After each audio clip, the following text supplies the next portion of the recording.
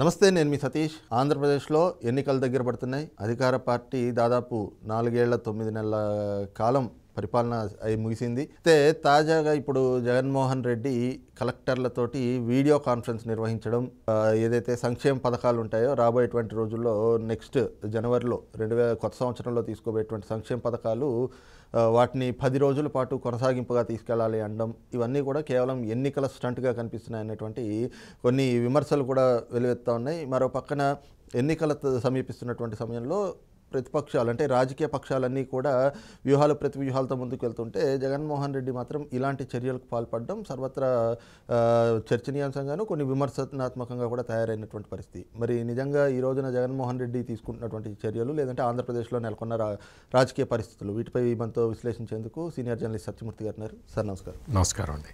Sir, ముఖ్యంగా ఏపీలో ఎన్నికలు దగ్గర పడుతున్నాయి. ఇంకొక 2-3 నెలల్లో ఎలక్షన్స్ వచ్చేస్తాయి. రాజకీయ పార్టీలన్నీ కూడా వారి కార్యాచరణ, వాళ్ళ కార్యక్రమాలతో ముందుకు వెళ్తున్నారు. కానీ ప్రధానంగా అధికార పార్టీ మీ వైపు దృష్టి కనిపిస్తూ ఉంది. ఎందుకంటే 4 ఏళ్ల 9 నెలల పాటు ఎన్నో హామీలు ఇచ్చి అధికారంలోకి వచ్చి ఈ పరిపాలన చూసాం. ఇప్పుడు తాజాగా జగన్మోహన్ రెడ్డి గారు అన్ని జిల్లాల కలెక్టర్లతోటి వీడియో కాన్ఫరెన్స్ నిర్వహించి రేపు జనవరిలో సంక్షేమ పథకాలని 10 రోజుల పాటు ప్రజల్లోకి తీసుకువెళ్ళాలి అన్నం అనేటువంటి అంశం పైన కొన్ని విమర్శలు వస్తున్నాయి. దాన్ని మీ అబ్జర్వేషన్స్ ఏంటి, మీరు ఎలా విశ్లేషిస్తారు? ఇక్కడ మెయిన్ విషయం ఏంటి అంటే, అప్పుడెప్పుడో జగన్మోహన్ రెడ్డి అధికారంలోకి వచ్చిన కొత్తల్లో అక్కడ ప్రజావేదికని కూలగొట్టినప్పుడు అప్పుడు కలెక్టర్లతోటి నేరుగా డైరెక్ట్ సమావేశం నిర్వహించాడు. ఆ తర్వాత మళ్ళీ అటువంటి ప్రయత్నం ఏమీ చేయలేదు. సాధారణంగా ఏంటి అంటే, బడ్జెట్ సమావేశాలకు ముందు ఏ ముఖ్యమంత్రి అయినా కానీ కలెక్టర్లతోటి, జిల్లా ఎస్పీలతోటి సమావేశం పెట్టుకుంటాడు. అటువంటి ప్రయత్నం ఏది జగన్మోహన్ రెడ్డి చేయలేదు. కలెక్టర్ల కాన్ఫరెన్సు పెట్టుకోవడం అనేది చాలా అవసరం ఒక ముఖ్యమంత్రికి, పరిపాలన చేసే ముఖ్యమంత్రికి. కానీ జగన్మోహన్ రెడ్డికి అవన్నీ గుర్తు రాలేదు. ఇప్పుడు అకస్మాత్తుగా కలెక్టర్లతోటి మీటింగ్ పెట్టుకోవాలి, అది కూడా వీడియో కాన్ఫరెన్స్ పెట్టుకొని మాట్లాడాలి అని గుర్తొచ్చింది. పరిపాలనా పరమైన విషయాలు, వాటి మీద అవగాహన, ఇవన్నీ ఉంటే ఇందాక నేను చెప్పిన పని చేసేవాడు. ఇప్పుడు ఈయనకేంటి అంటే, డే 1 నుంచి, ఎన్నికైన మొదటి రోజు నుంచి కూడా 2024 ఎన్నికల గురించి ఆలోచించటం మొదలుపెట్టాడు. అందుకనే ప్రతి స్టెప్ కూడా ఎన్నికల కోసమే. రాబోయే ఎన్నికలు ఎట్లా ఉంటాయి, రాబోయే ఎన్నికల్లో నేను మళ్ళీ గెలవాలి. ఇదే తప్ప నీకు ప్రజల సంక్షేమము, వాళ్ళకి అభివృద్ధి, వాళ్ళకి ఏదన్నా ఒక కొత్త ఇన్నోవేటివ్ స్కీమ్ ఇవ్వటం, వాళ్ళని ఆదుకోవటం, ఇటువంటి ఆలోచనలు లేవు. ఇప్పుడు నవరత్నాలు అనే పథకాలు ఒక 9 తీసుకొచ్చాడు. అవి అమలు చేస్తున్నాడా? లేదు. అంటే లేదు అని ఎట్ట చెప్పొచ్చు మనం అంటే, లబ్ధిదారులను తగ్గించటం, లబ్ధిదారులని తన పార్టీ వాళ్ళనే సెలెక్ట్ చేసుకోవటం, వేరే పార్టీ వాళ్ళకి లబ్ధి ఇవ్వకపోవటం, ఎమ్మెల్యే చెప్పిన వాడికే ఇవ్వటం, ఎవరికి ఇవ్వాలో వాలంటీర్ డిసైడ్ చేయటం, వాలంటీర్ మీద ఆధారపడి పరిపాలన సాగించటం. వీటి వల్ల ఏమైంది అంటే, అసలు సమాజంలో అర్హులైన వాళ్ళకి ఇవేవి చేరలేదు. అర్హులైన వాళ్ళకి ఏ సంక్షేమ పథకం చేరలేదు. ఎవరికి చేరింది అంటే, గత ఎన్నికల్లో అంటే 2019 అసెంబ్లీ ఎన్నికల్లో వైసీపీకి ఎవరైతే ఓటు వేశారో వాళ్ళకే మళ్ళీ ఈ పథకాలు చేరినాయి. వాళ్ళల్లో కూడా కొంతమంది ఈ వాలంటీర్తో సరిగ్గా లేడనో, ఎమ్మెల్యే దగ్గర చెప్పించుకోలేదనో, గత ఎన్నికల్లో వైసీపీకి ఓటు వేసిన వాళ్ళకు కూడా చాలా మందికి ఈ పథకాలు అందలేదు. ప్లస్ ఇంకొక ఇందులో ముఖ్యమైన విషయం ఏంటంటే, ఒక కుటుంబానికి ఒకటే లబ్ధి అని చెప్పి అదొకటి. మీకు ఇప్పుడు అంతకు ముందర 2 పెన్షన్లు వచ్చినాయి అనుకోండి. అంటే ఒక ఆమె ఉన్నది, ఆమెకి భర్త లేడు, పెద్ద వయసు, ఆమెకి పెన్షన్ వస్తుంది. అదే ఇంట్లో ఆమె కొడుకు ఉన్నాడు, కోడలు ఉన్నారు. కొడుకు ఏదన్నా చనిపోయాడు అనుకోండి, దురదృష్టవశాత్తు ఏదో చనిపోయాడు, కోడలికి కూడా పెన్షన్కి అర్హురాలే. ఇప్పుడు మొన్నటి వరకు కూడా అత్తకి పెన్షన్ వచ్చేది, అంటే వృద్ధాప్య పెన్షన్, సామాజిక పెన్షన్ వచ్చేది. కోడలికి, ఒంటరి మహిళ కింద ఆ అమ్మాయికి పెన్షన్ వచ్చేది. వీళ్ళిద్దరూ కూడా వీళ్ళ పెన్షన్ డబ్బులు పెట్టుకొని బతుకుతూ వాళ్ళ పిల్లల్ని చదివించుకుంటూ ఈ విధంగా ఉండే పరిస్థితి ఉండేది. ఇప్పుడు ఏమైంది అంటే, గత 4.5 సంవత్సరాలుగా ఏమైంది అంటే, అత్తకో కోడలకో ఎవరో ఒకళ్ళకి పెన్షన్ లేపేశారు. ఇది చాలా సీరియస్ విషయం.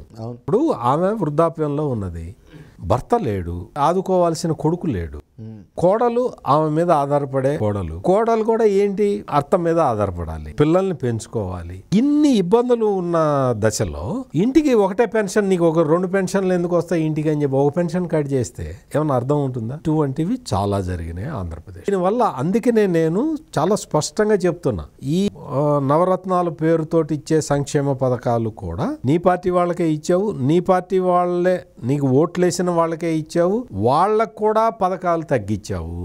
నువ్వంతా ఎలక్షన్ల గురించి ఆలోచించి నువ్వు ఇచ్చిన పథకాలు, ఆ పథకాల్లో కూడా కోత పెట్టి నీ దగ్గర డబ్బులు లేక నువ్వు సంక్షేమాన్ని కూడా కరెక్ట్ గా అమలు చేయలేకపోయావు.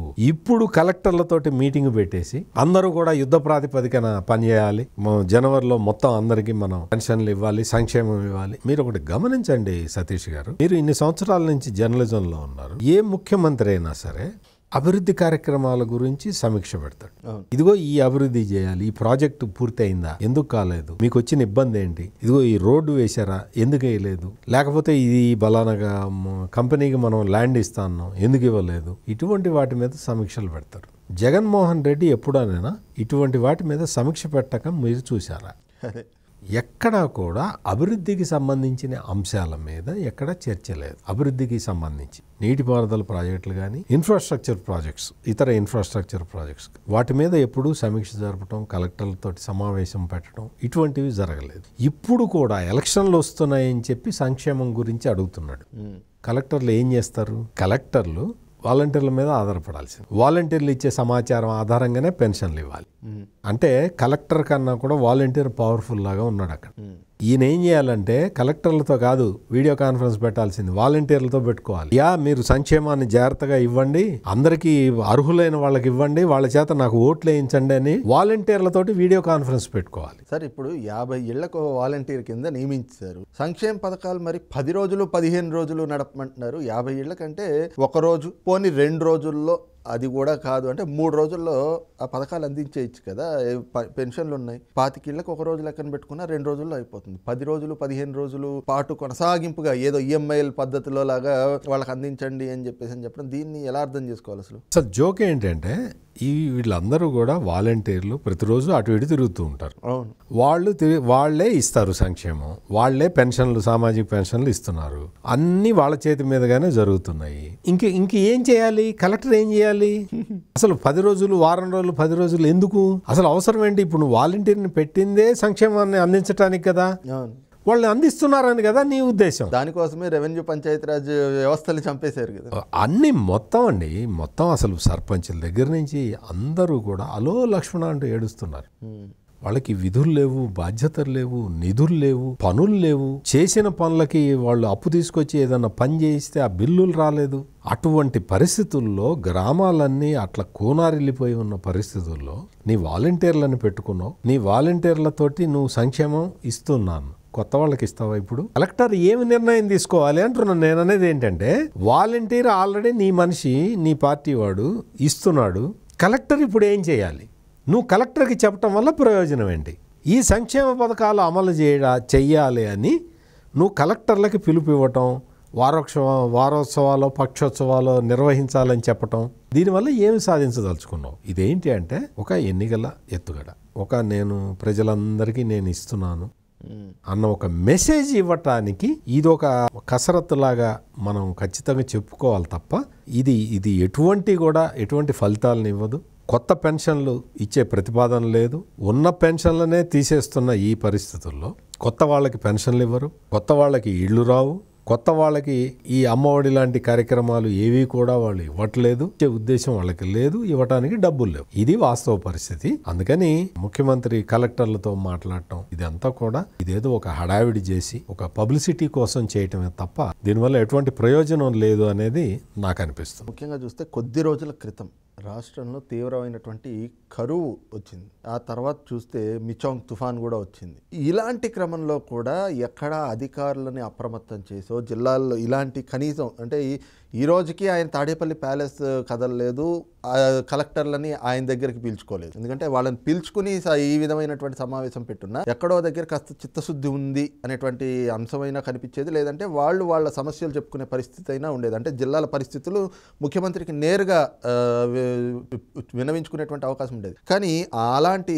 కరువు లాంటి సమయంలోనో తుఫాన్లు వచ్చినప్పుడు విపత్కర పరిస్థితుల్లో ఎప్పుడూ పెట్టలేదు. ఇప్పుడు ఈ విధంగా వీడియో కాన్ఫరెన్స్లు పెడితే ప్రజలు ఎక్కడైనా కూడా దీన్ని విశ్వసించే పరిస్థితి ఉంటుందా? మీరు అసలు కలెక్టర్లని కొన్ని పనులకి తప్ప ఎక్కడా కూడా కలెక్టర్లని కాన్ఫిడెన్స్లోకి తీసుకోలేదు.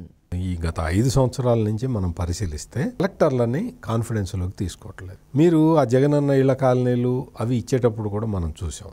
అవి అంతా కూడా ఒక వేరే అడిషనల్ కలెక్టర్ని పెట్టుకొని వాళ్ళ ద్వారా చేశారు తప్ప కలెక్టర్ని జగన్ ప్రభుత్వం ఏ రోజు కాన్ఫిడెన్స్లోకి తీసుకోలేదు. కలెక్టర్లని కాన్ఫిడెన్స్లోకి తీసుకోకపోవటం వల్ల పరిపాలనా పరంగా చాలా నష్టం జరుగుతుంది, ప్రజలకి చాలా నష్టం జరుగుతుంది. అదేవిధంగా ఇప్పుడు ఈ వ్యవస్థల మొత్తాన్ని కూడా నిర్వీర్యం అయిపోయిన పరిస్థితుల్లో ఇప్పుడు వచ్చి కలెక్టర్లు వచ్చి కూడా చేసేదేమీ లేదు, చేయగలిగింది ఏమీ లేదు. కరువు పరిస్థితులు అంచనా వేయటం, వాటి మీద జిల్లాల నుంచి నివేదిక తెప్పించుకోవటం, ఆ నివేదికలన్నీ క్రోడీకరించి కేంద్ర ప్రభుత్వానికి పంపటం, కేంద్ర ప్రభుత్వం నుంచి అదనపు నిధులు తెచ్చుకొని వాటిని ఈ డ్రౌట్ మిటిగేషన్ కింద ఖర్చు పెట్టడం, ఇటువంటి కార్యక్రమాలు ఏవి కూడా జరిగే పరిస్థితి ఆంధ్రప్రదేశ్లో లేదు. ఎందుకు లేదు అంటే అసలు మా రాష్ట్రంలో కరువే లేదు అని సాక్షాత్తు ఆ రాష్ట్ర ముఖ్యమంత్రి వైఎస్ జగన్మోహన్ రెడ్డి చెప్పాడు.